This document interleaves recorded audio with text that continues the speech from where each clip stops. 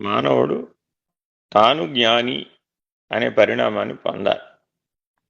అది కూడా ఏ జ్ఞానాన్ని పొందాలి? తత్వజ్ఞానాన్నే పొందాలి.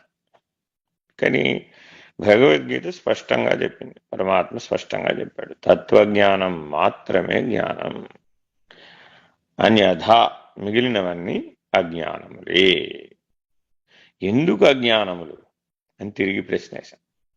ఎందుకు అజ్ఞానములంటే అవి ప్రపంచంతో సంబంధపడి ఉంటాయి, వస్తువుతో సంబంధపడి ఉంటాయి, విషయంతో సంబంధపడి ఉంటాయి, మనసుతో సంబంధపడి ఉంటాయి, ఇష్టాయిష్టాలతో సంబంధపడి ఉంటాయి, రాగద్వేషాలతో సంబంధపడి ఉంటాయి, సుఖ అసుఖాలతో సంబంధపడి ఉంటాయి, ద్వంద్వాలతో సంబంధపడి ఉంటాయి.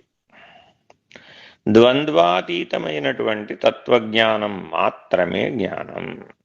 మానవుడు తప్పక ద్వంద్వాతీతమైనటువంటి తత్వజ్ఞానాన్ని పొందాలి.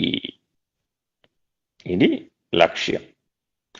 సరే, ఎలా పొందాలి అంటే తాను ఏది కాదో దాన్ని విసర్జించాలి, తాను ఏదై ఉన్నాడో అలా ఉండాలి. అంతే. ఈ రెండు పనులు చేస్తే చాలు. బాగా విచారణ చేయాలి. తాను ఏది కాదో విసర్జించాలి, భావ రూపంలో, వస్తు రూపంలో కాదు, భావ రూపంలో. సరే, విసర్జిస్తే పని అయిపోయిందే. తాను ఏదై ఉన్నాడో అలా ఉండాలి, అది కూడా భావ రూపంలో. నిన్న మనం పరిశీలన చేశాం. భావనా మాత్ర సంతుష్ట హృదయాయ నమో నమః.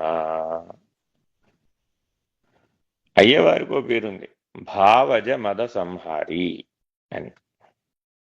అమ్మవారేమో భావన చేత మాత్రమే సంతృప్తి పొందిందట, అయ్యవారు అట్లా పొందడట. అయ్యవారు భావజ మద సంహారి, భావంలో నుంచి పుట్టేటటువంటి అరిషడ్ వర్గాలను అన్నింటినీ హరింపచేస్తే గాని అయ్యవారు సంతృప్తి పడట. ఏంటండి, భావం చేస్తే చాలట అమ్మవారు సంతృప్తి పడిపోతారా? అయ్యవారేమో అభావ స్థితిలో ఉంటే గాని సంతృప్తి పడట. అంటే భావ అభావ స్థితుల ద్వారానే జీవాత్మ యొక్క నిర్ణయం జరుగుతుంది.